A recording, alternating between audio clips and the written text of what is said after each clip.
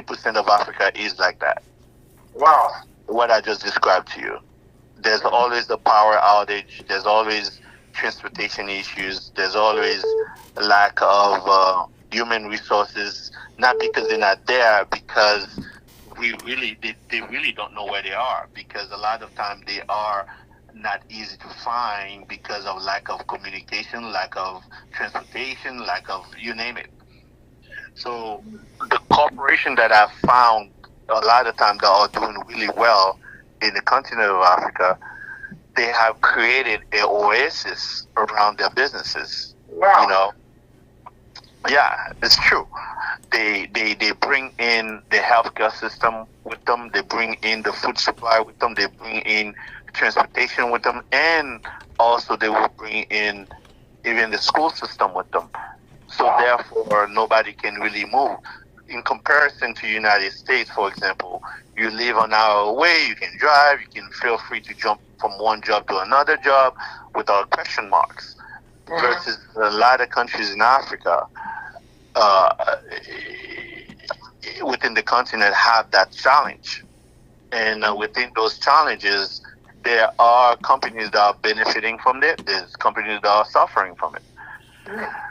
So, as far as I've been in a creative space, because of those challenges, it limits the creative space to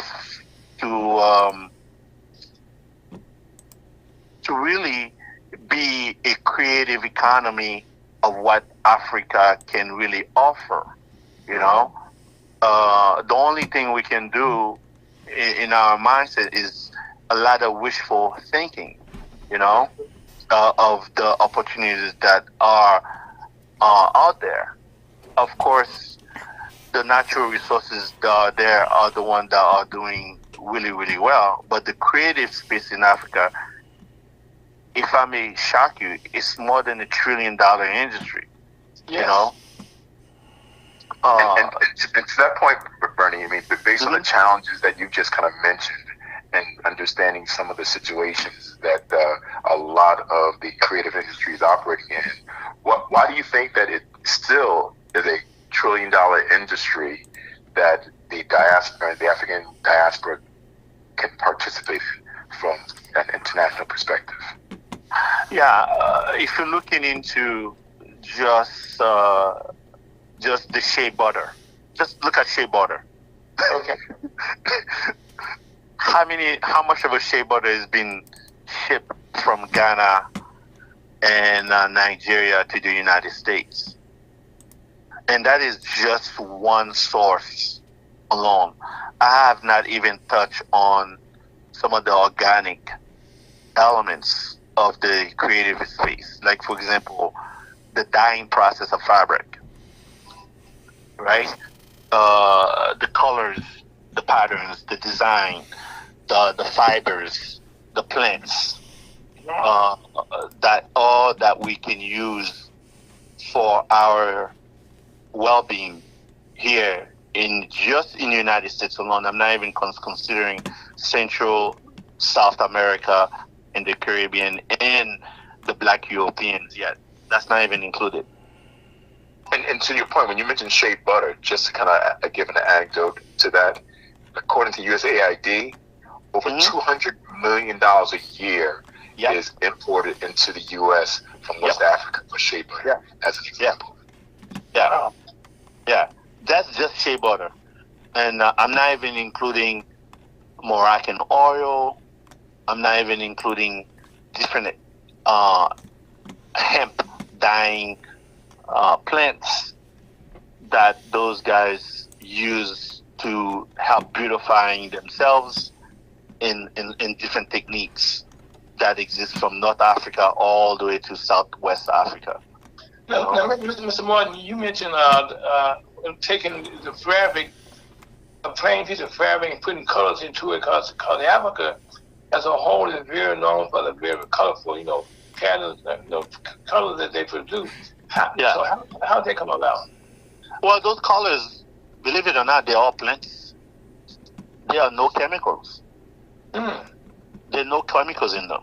And that's what's even more beautiful about them, because those guys, when they are processing a color within the same color, within the same water that they can throw it on that on their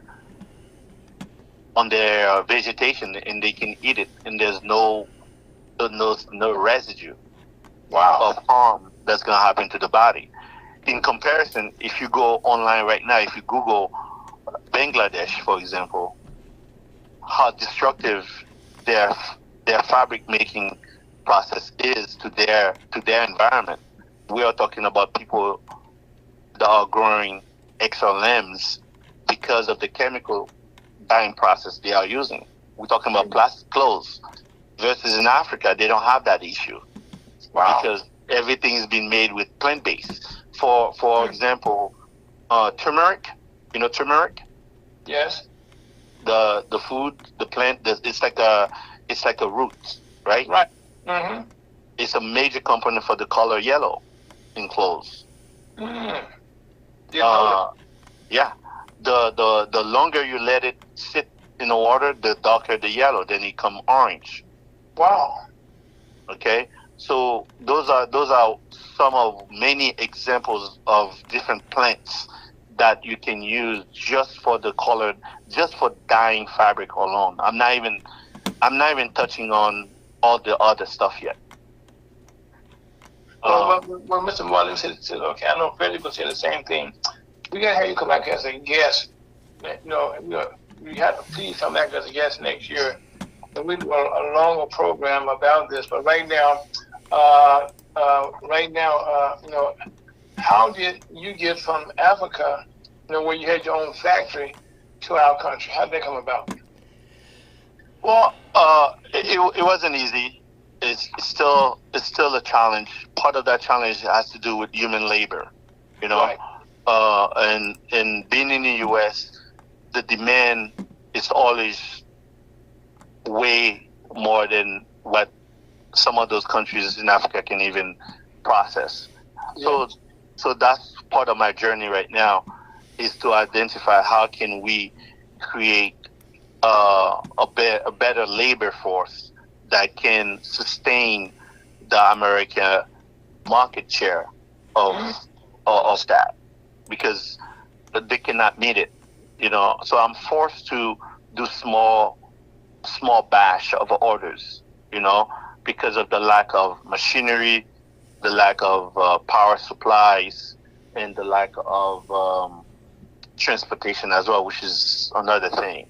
Because with a lot of those plants, there's a time value that is essential, right? So what I mean by that, when I used to live in certain villages, you have food being rotten in one side of the country, and then you have another side of the country that's starving. Part of that because of transportation. That's it.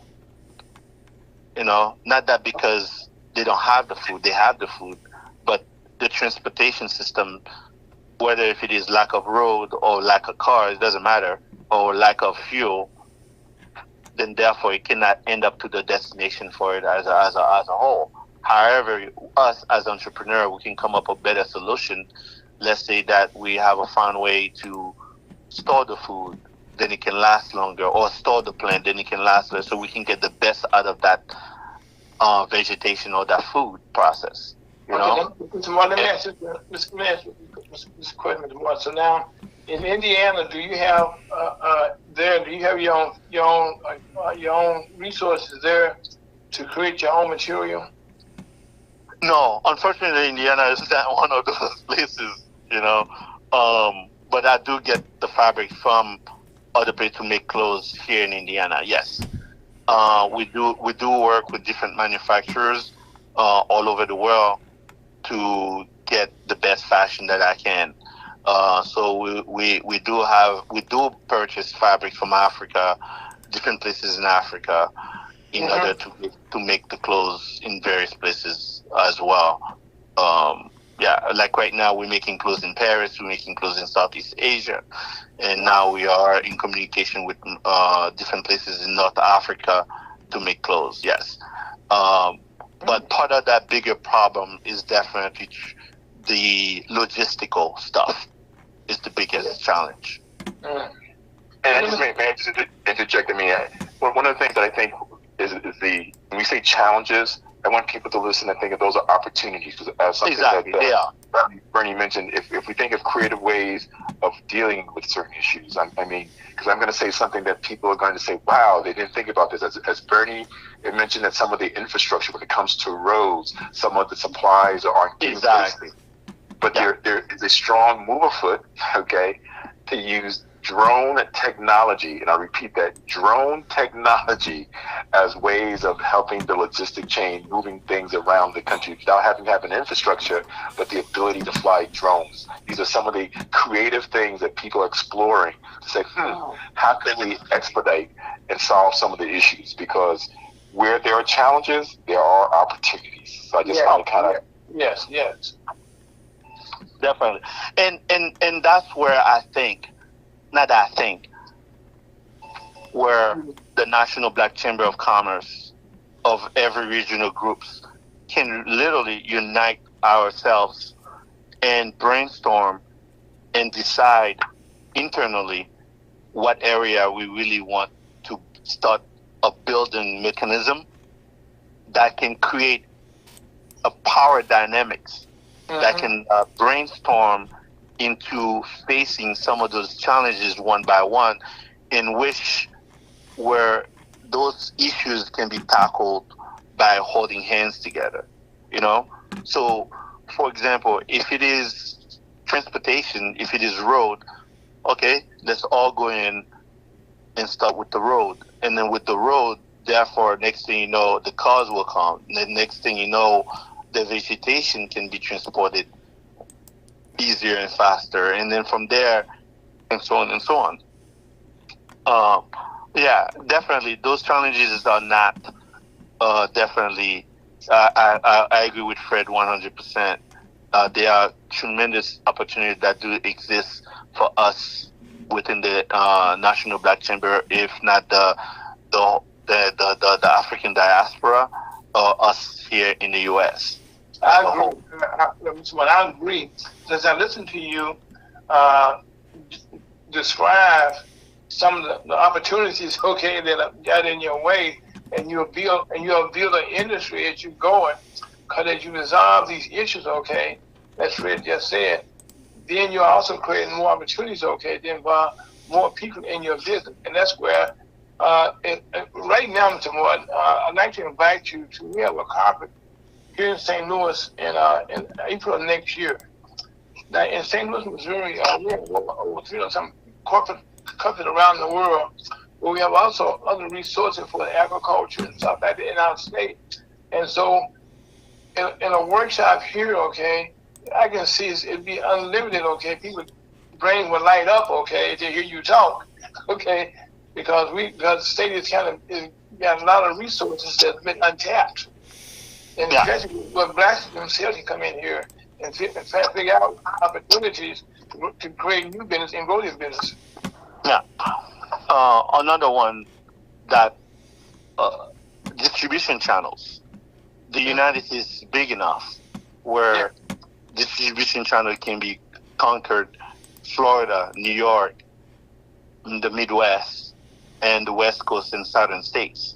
So just that alone, yes, it just us overwhelmingly plan of success of what we can achieve. Yes, you know, and those things, because at the end of the day, a lot of those products, as I mentioned earlier, they are just getting rotten in the African continent.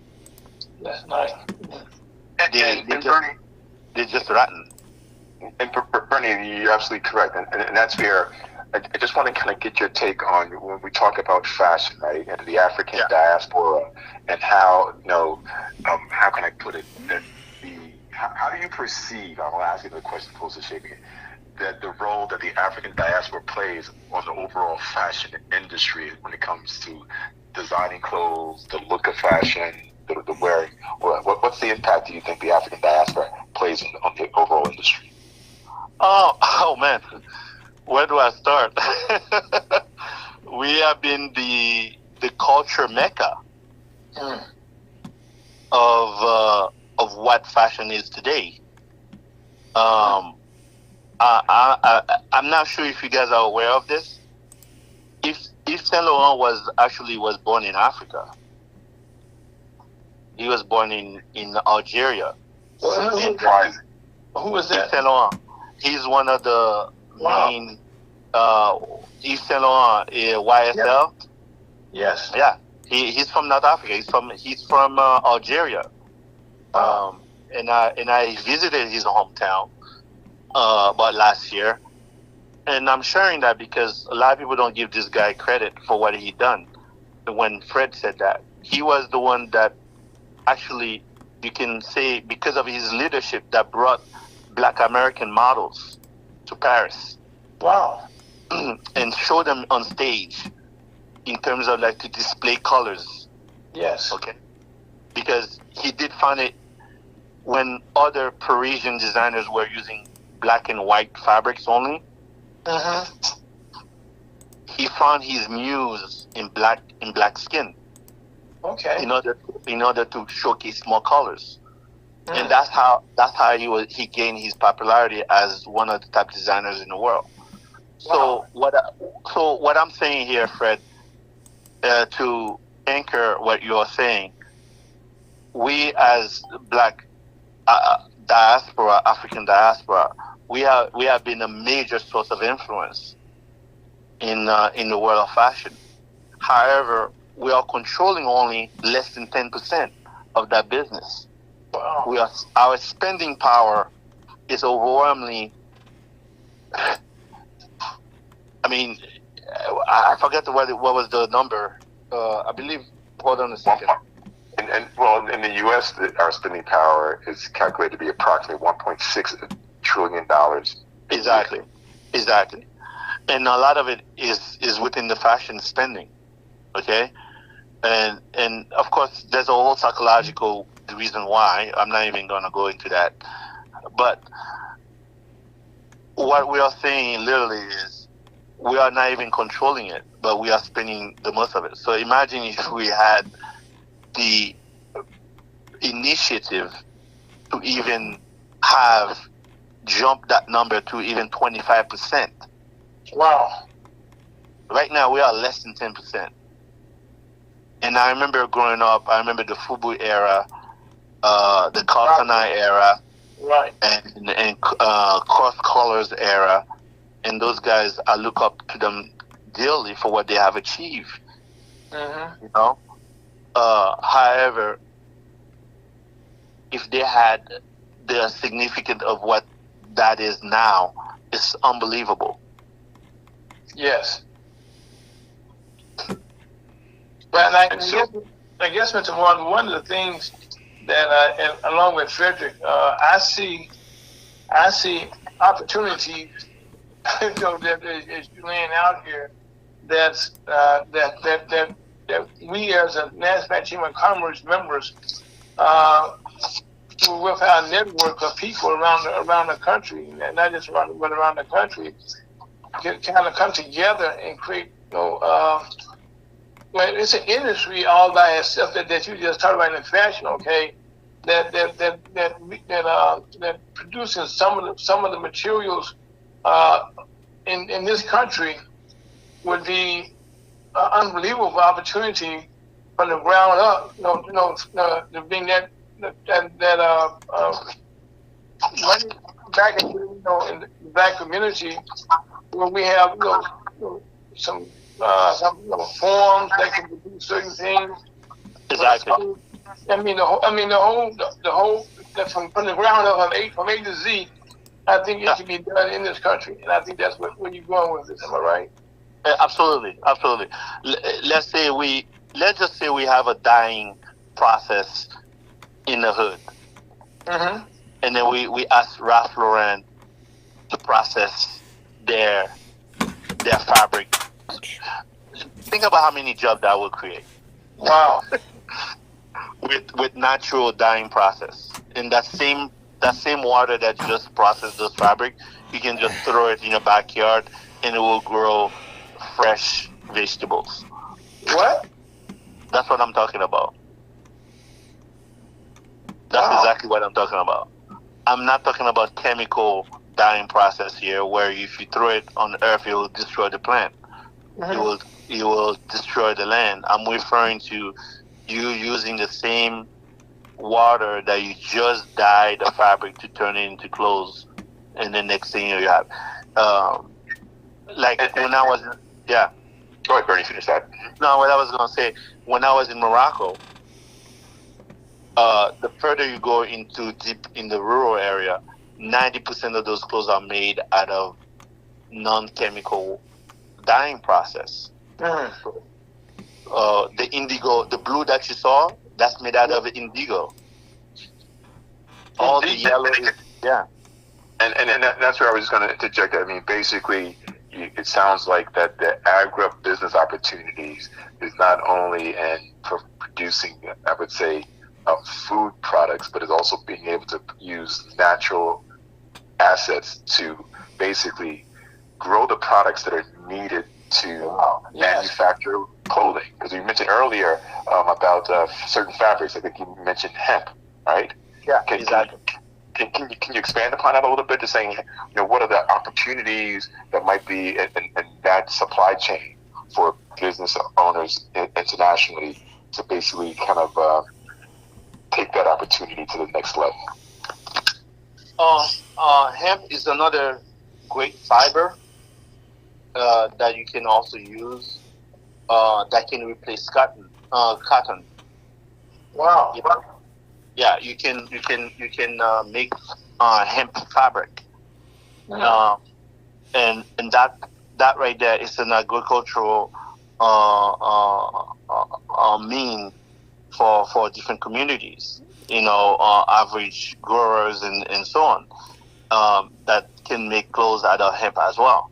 George Washington was a big hemp grower. Yeah. Wow. Well, that's our engineer. And also, Mr. Moore, let me introduce our team to you. My name is Aaron Rose. I'm the host, along with you have Reverend Ellen Lyles, who's our spiritual advisor, and also, a part of the team along with Scott Owens. And so we do this every Saturday.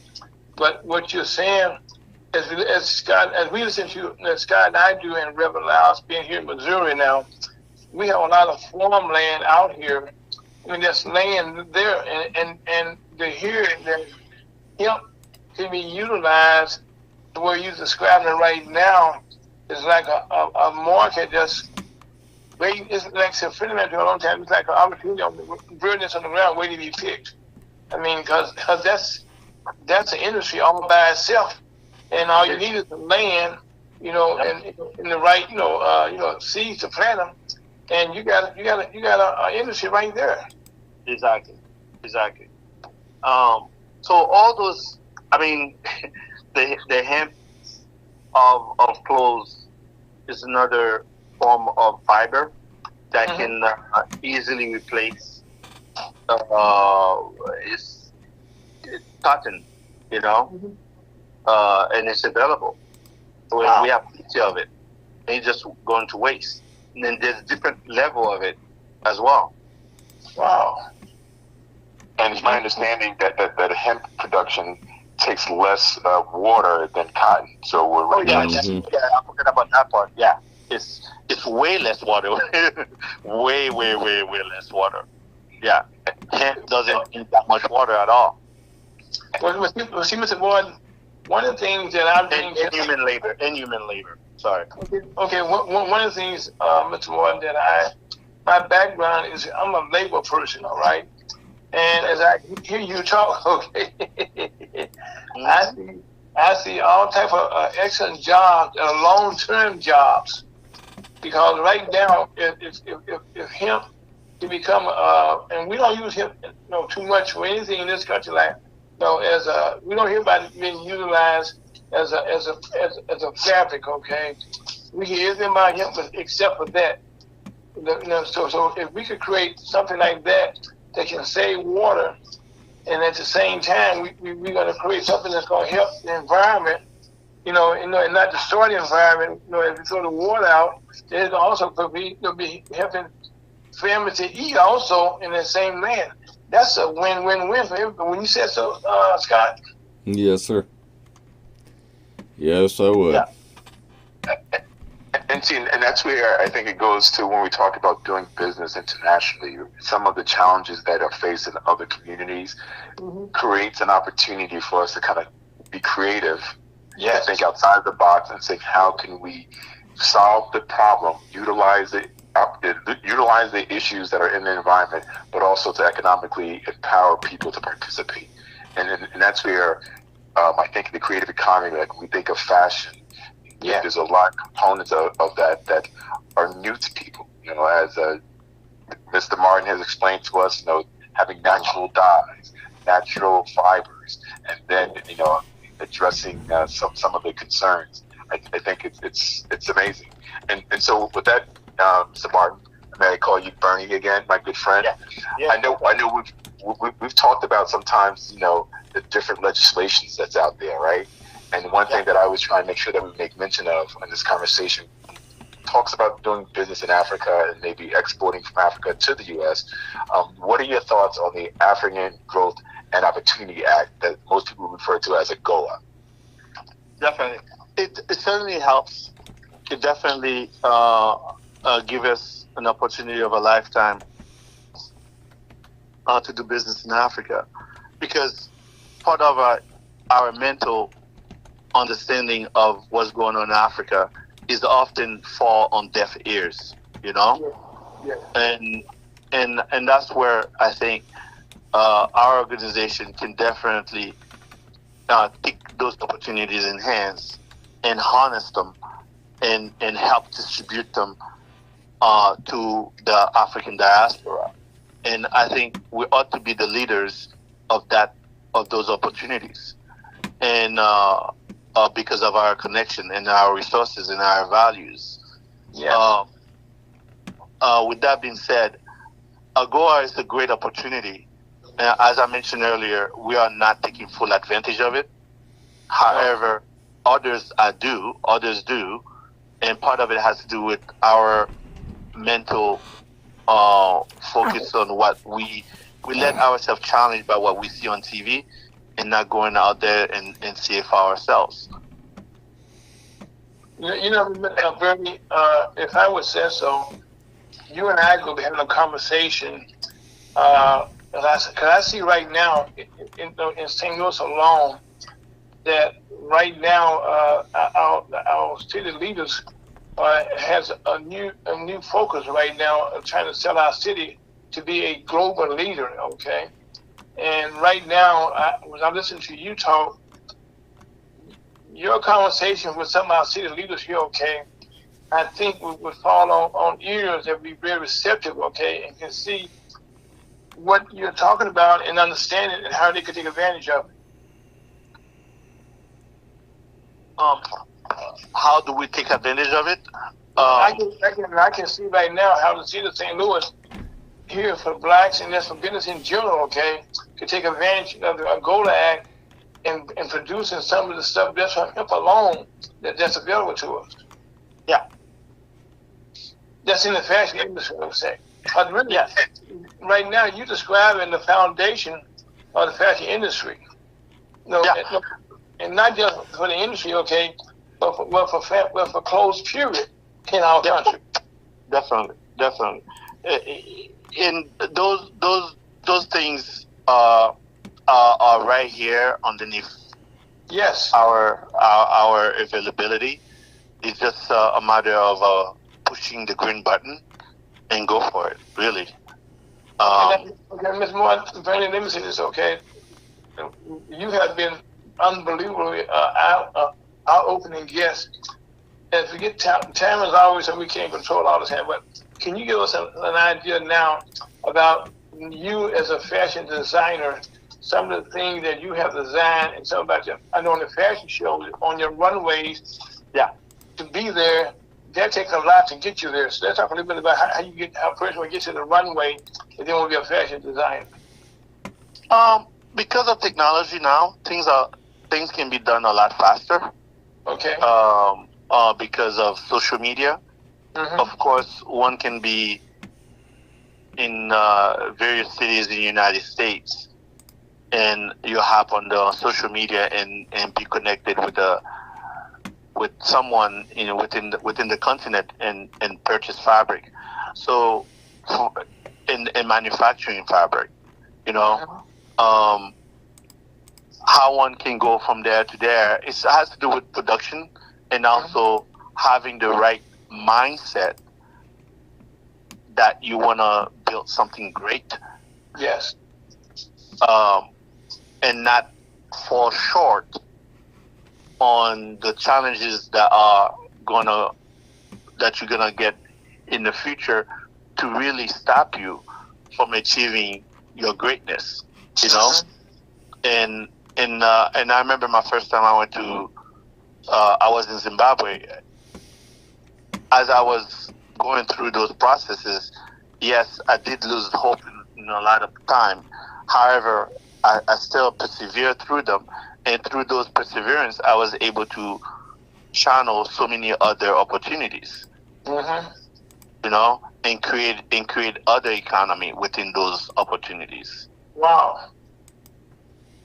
Mr. Bernie, Frederick mentioned that you think outside the box.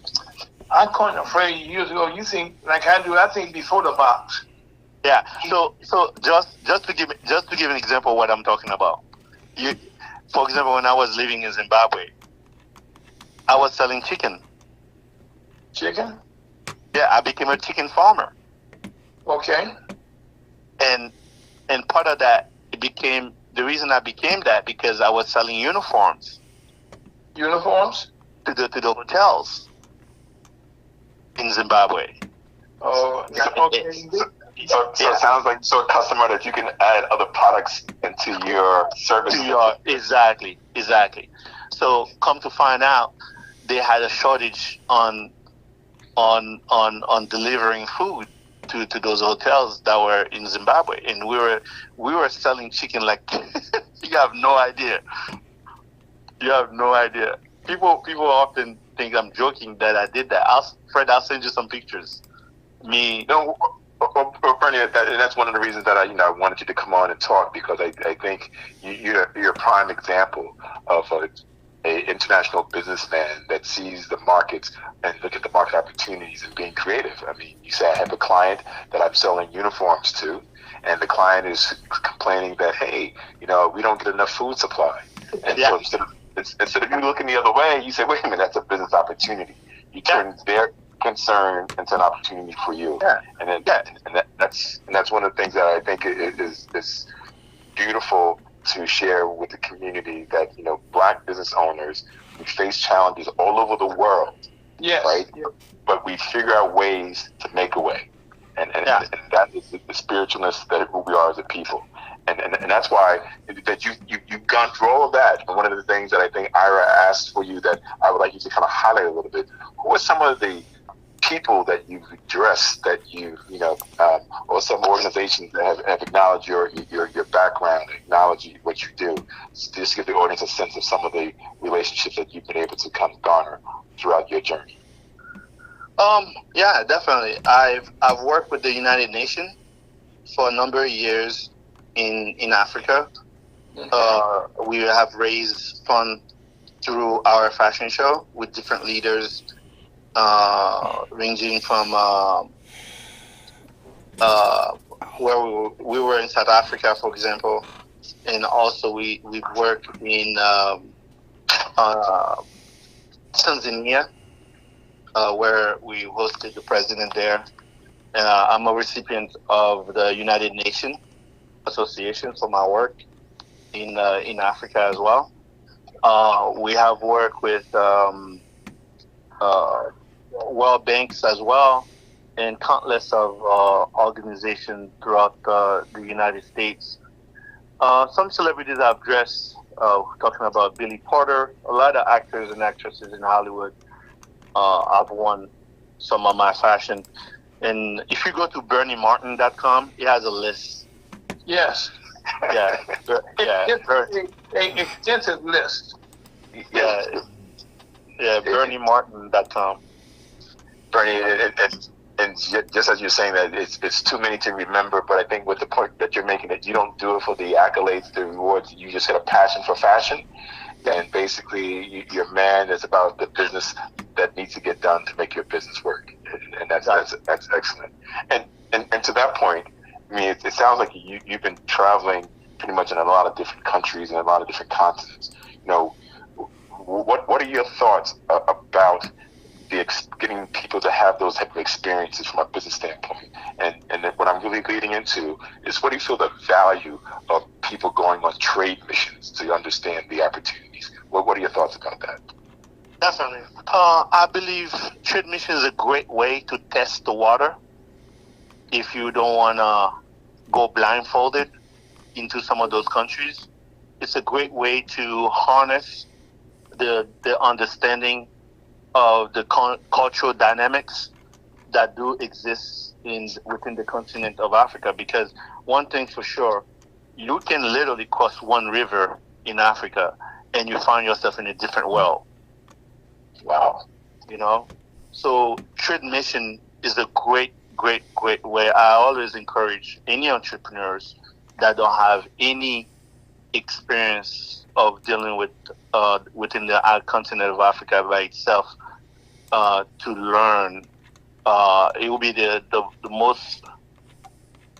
It will be an exclusive experience, but at the same time, it will give you an abundance of information that you probably will save yourself a lot. You know.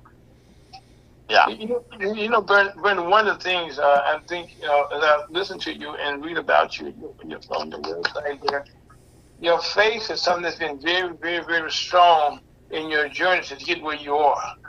Because I think that shows, okay, that, biblically speaking, men can always create what they need if they put their mind to it and have faith in themselves that they can do it.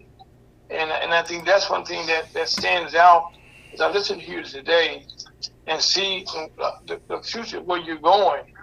That there's nothing but opportunities, and you don't mind sharing opportunity with other people, and that's where your blessing comes in at. Mhm. I mean, by being a person of where when you shake somebody's hand, you can somewhat observe their confidence, you know. Mm-hmm. So for me, especially when growing up from Brooklyn, you know, Mm-hmm. it was a different connotation about the continent of Africa. Right. So here I am. I was a young man, much younger than that. And as I was shaking people's hand, and they were literally welcoming me as somebody that, I don't know how, it's a very weird, I always say that to us as an African diaspora community, whether they are Haitian, Jamaican, and so on. It's a very weird feeling when you're shaking those hands in the continent of Africa. It's really not that it's not a bad feeling. I'm just saying it gives you that sense of value that you probably would never have felt by being here.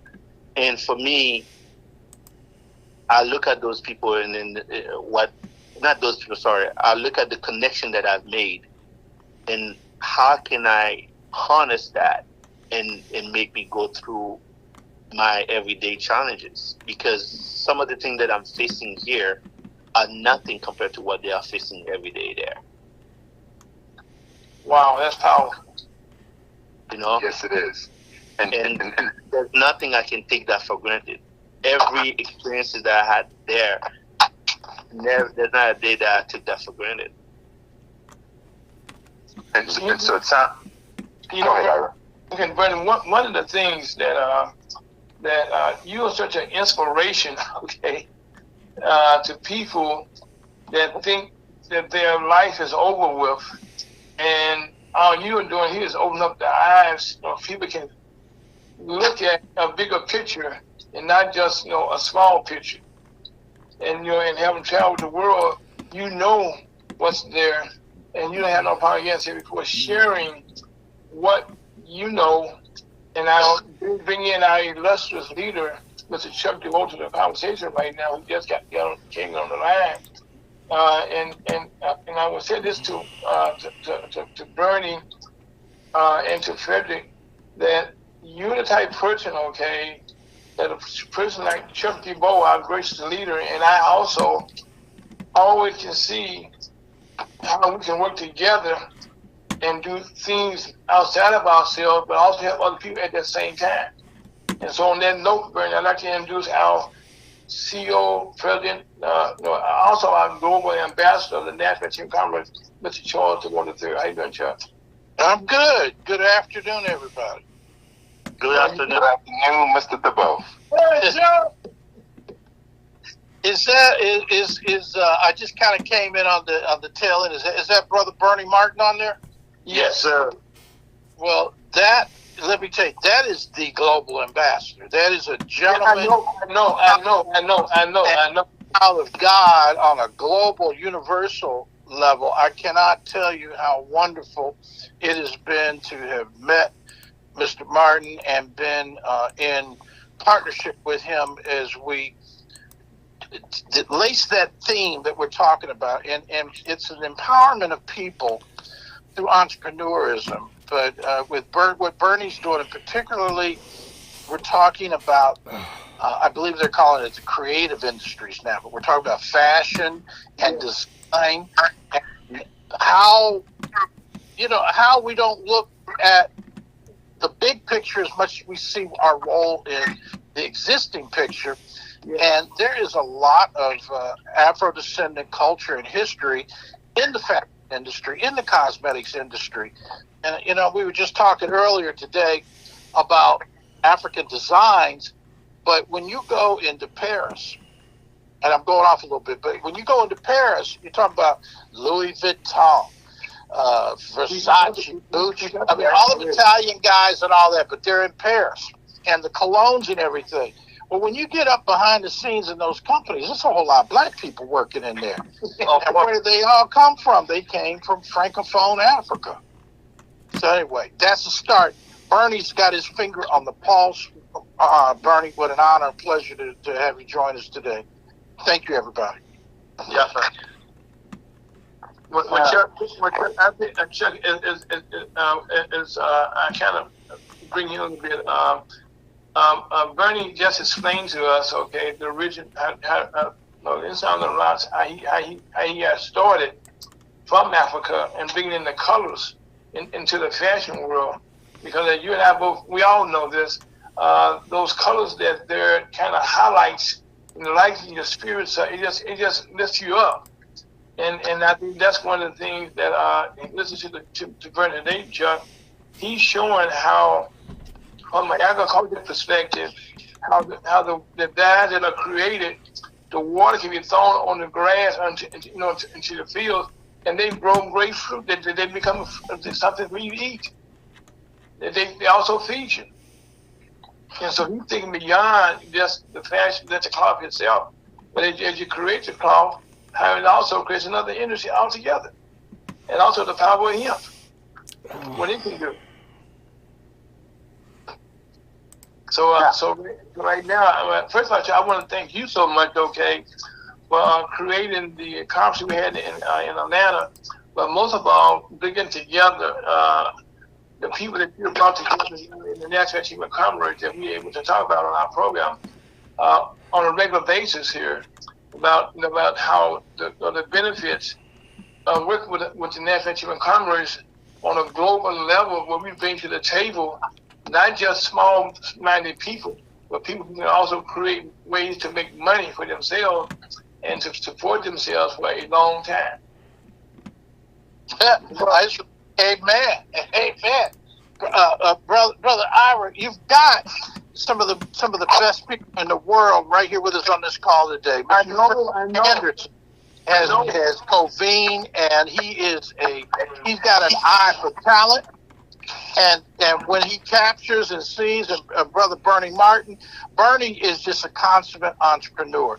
Those fashions that you saw at the conference and the fashion show, that was all Bernie.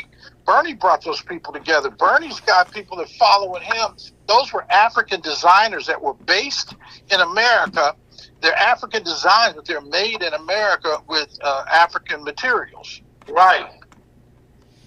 And she took what I see here in Missouri and also in Illinois, we have all this land here that's needed for them to grow the material needed for the fabrics and the colors. And not only that, we can also reverse the economy too. For example, our hemp fabric, they don't have it in the continent. I know. We can sell them. They don't have. Not only they don't have access to it, they don't even have a large quantity of it. Most of them they are using 10 meters fabric at a time. So that right there is a whole nother economic boom. Okay. Bernie, explain what you just said about the 10 meters. What is that? So 10 usually, within a lot of markets within the continent of Africa, they only sell 10 meters of fabrics per.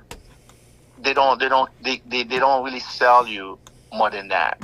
Part of that because of the lack of fabrics. Oh, okay. We can only do too much. Yeah, they cannot do too much. So what happened is the merchant, when you're buying, they don't sell you per meter. They sell you 10 meters. That's it. So, let me ask you a question, Bernie. I'm going to say hypothetical, okay, but in reality, if you had a hemp factory here in Missouri, you can grow hemp here in Missouri, create a factory, that's a gold mine. Exactly. It's a gold mine. You can just ship it to any destination within the West African continent, and then they can do the distribution for you. Wow. Yeah, you pick your port, whether it's in Angola, whether it's Ivory Coast or Nigeria or Ghana, Senegal, any of those places can become part of your journey of distribution channel. Wow. And being if an African American looking to do business internationally, there are programs within the U.S. that look to help you do that. That by being a member of the chamber can help you to kind of identify those opportunities. That's what it's all about, looking at businesses that have the capacity to do more business abroad.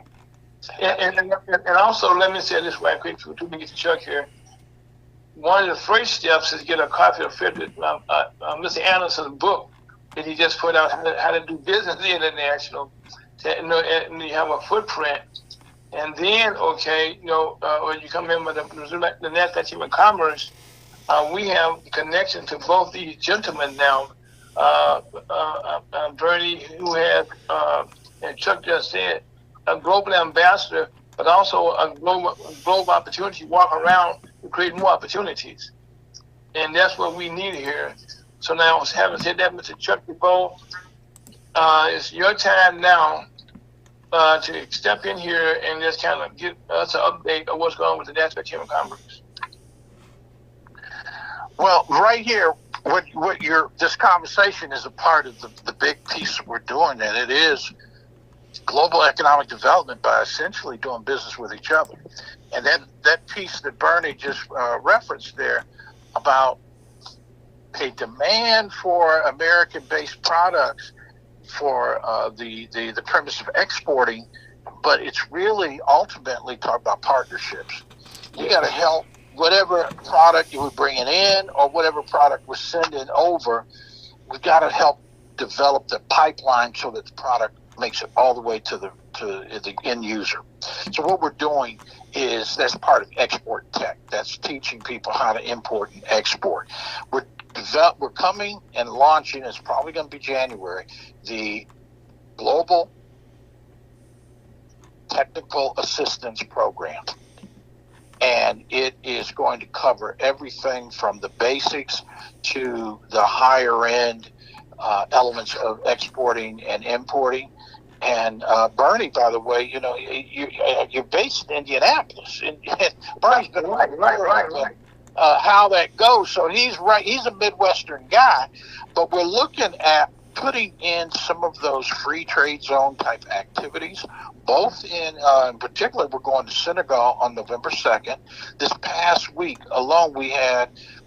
It was so big of a Uganda investment summit that was virtual, but we couldn't get it all. They tried to get it all done in one day and have 12 different sectors going at one time. And no, the system's jammed up, and there have been people that wanted to be in multiple conversations. So that was on the 17th, and we're gonna have not quite a do-over, but like version 2.0, and come with it, and there'll be more of that, and there's matchmaking included with that. That's the Uganda Investment Summit, and Uganda's part of the Eastern Economic Bloc of Africa. And then on the western side, we've got Senegal coming up, and Senegal has offered us acreage, or hectares as they're referred to on the international metric system. They're offering us over 200 hectares for a free trade zone to be created for American products. And that's why I mentioned that we had interest from Fortune 10 company to be a part of that and have us help facilitate their entree onto the continent of Africa. We're working on that one. Then, there's all kinds of things. Fred, I need to defer and let you share some of this. Fred just showed me something today where they're trying to get us in Kenya for, I think, November 27th or something like that. So, Fred, what would you add to this? I think you definitely covered most of it. But basically, the event going on in Kenya, that is what's known as the JAPICA 2023. It's an economic development forum on the coastal region of Kenya, and that's in Mombasa. And then basically, we're working on some developments that are going to be happening in 2024, developing some relationships in Asia, because we're looking at going back to India with our Delete Indian Chamber of Commerce brethrens, as well as attending some of the conference called IndiaSoft, which is a technology. Well, and let me just add, I thought, IndiaSoft is we're partnered with the Delete Indian Chamber of Commerce and Industry from New Delhi, India. They're actually in our area. I've been with them this week in Washington, and I thought an event that was scheduled for tomorrow morning was canceled, but I just got confirmation. No, it is not.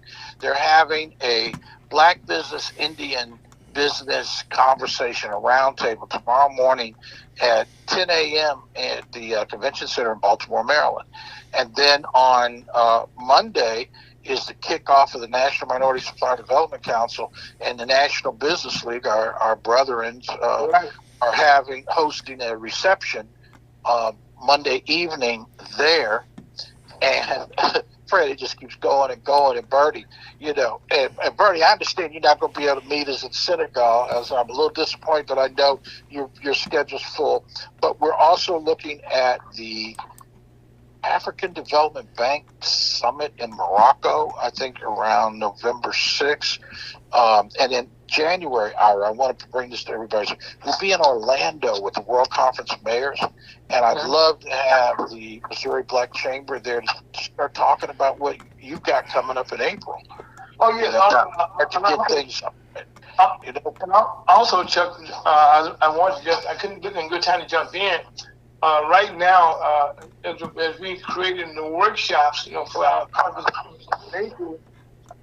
we have so much that we can. So we need to talk about this. I was going to do anyway. How we can bring a lot of this to the conference in April, that people can actually see and talk to the people they don't need to talk to, as we bring them all to one place. And this is going to be an annual conference right now it's going to have a lot of flavor from what we did in Atlanta. But Chuck, I think this could be the stepping off point to what's going to take place in Atlanta, and he can showcase all those things that you just talked about here in St. Louis. we have a global market here, and I will be talking to some people. On a global people here in St. Louis, okay, some of our leaders, okay, about our conference, to get, because our city right now is trying to do a new image for themselves and going to want to be global. And this is almost perfect what we want to do here. Folks, we got 7 minutes. Yeah. I want to say thank you so much for having me here today, and thank you for. And Chuck, I'm still looking to see how perhaps I can go to Senegal with you, at least even if it is for 2 days.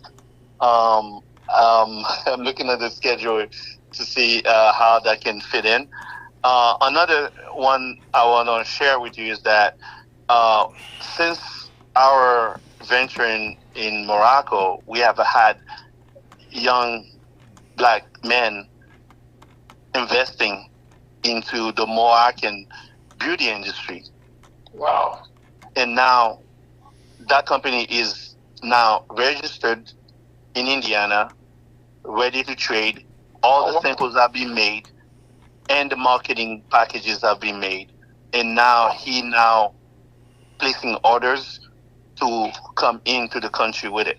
So what I'm saying here, all that was done through the leadership of Chuck last year when he sent me to Morocco last year. Wow. If you want evidence of what could happen, I'm not sure how else I can express to you not only my gratitude, but at the same time my openness to some of the things that you guys have done. And I know there can be much more that can be done. All we have to do is just keep the channel of communication going. And Chuck, I owe you that website. We wanted that website to be completed for you to see the evidence of what you have accomplished with me here. Well, keep going. We'll bring them all the way in. But Bernie, this is a testament of your heart, your belief in the power of mankind and the trust of people that maybe we don't know, that maybe are in a different culture. You told me about Morocco, and I told you, I don't know, Bernie, I'm not sure. But if you feel it, let's go for it, because I know, see, and right now, more than ever, Morocco's right there in the center of what is exploding out of the Middle East between Palestine and Israel. And Morocco has always been that border gateway trading partner for everybody in the world. They kind of have to play a little bit of a neutral role in this. And if you're good with Morocco, you're usually good with a whole lot of other people that maybe you won't speak directly to. That's always an important trading partner to understand in the history of mankind. Always has been that way. Yes. Awesome. Thank you so much, everybody. I have to get out of here for another meeting. But thank you so much for this. Chuck, I owe you those emails, and I'll send it to you, okay? Okay. I'll do Thank you, Bernie Martin. Appreciate you joining us. Thank you, Bernie. And also, Frederick, every Saturday, this is when Chuck comes and just relaxes and enlighten the whole world, okay, about the thing that the NASDAQ Human Commerce is doing. And, and it's just always amazing what we find out every Saturday that just blows our mind. And I'm looking forward now as we work on our conference that we have coming up, how we're going to just highlight and showcase what the NASDAQ Human Commerce can do to help your business and your family to create wealth for a lifetime. Yeah, man. All because of the vision that you have, Frederick, and also that Chuck has, and that all of us had this on the telephone here. How we can bring all this to reality, and that's the beauty, okay, of the NASDAQ Commerce. We always say there's hope, okay. If you want to do it, there's a way to do it, right, Chuck? Absolutely, but in order to do it, you really got to just try. Yes. There's no textbook. There's no perfect way of doing it, and really, I have to give a lot of success to everybody else. I mean, a lot of respect and gratitude. Let me tell you, this brother here, Fred Anderson, worked so hard, and we're not able to pay him anywhere near what he's just due. But he said he believes in division. He believes in what we're trying to do. And that's part of what is happening. And a guy like Bernie, somebody like that, Bernie, man, he's one of those people that you have to give him respectful time, not just, oh yeah, in the middle of okay, Bernie. No, he's got very significant business opportunities and deals that you have to take a moment and listen and hear that stuff out and figure it. And what he's saying there about what has come out of that is incredible. Right now, those same young people that he's talking about in Morocco, man, let's hope they're not over there on the border looking to get involved with Islamic extremists to do something that, I mean, I don't have the religious opinion, but they could be possibly doing more for their interest by building their business, by having their own economic empowerment, and then being able to choose and pick where they go and what they do and how and they when. We're all subjected to things we don't control from the political aspect. Yes. Well, Chuck, I think you said a mouthful there, but right now you got another.